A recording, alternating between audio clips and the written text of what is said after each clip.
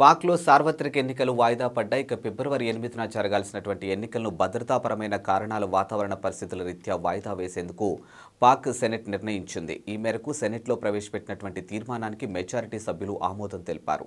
ఇక సెనేటర్ దిలావర్ ఖాన్ ఈ తీర్మానాన్ని ప్రవేశపెట్టగా సమాచార శాఖ మంత్రి ముర్తాజా సొలంగి PML సెనేటర్ ఆప్షన్ ఉల్లాంగ్ దీన్ని వ్యతిరేకించారు. ఇక ప్రజలకు రాజ్యాంగం ఓటు హక్కు కల్పించిందని, స్వేచ్ఛాయుత వాతావరణంలో ఎన్నికలు నిర్వహించాల్సి ఉందని తీర్మానంలో ప్రస్తావించారు.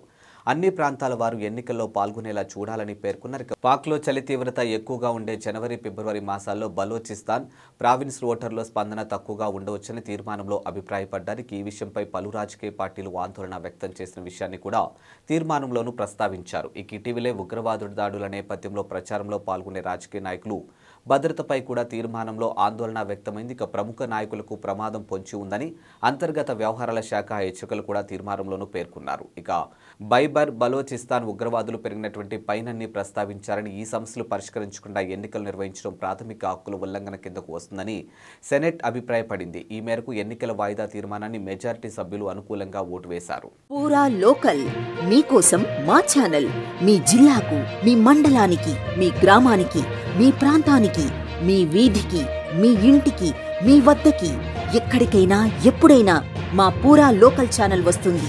మీరిచ్చే సమాచారాన్ని అందరికీ చేరువయ్యేలా చేస్తుంది. మీ గొంతుకని ప్రతి ఒక్కరికి వినిపిస్తుంది.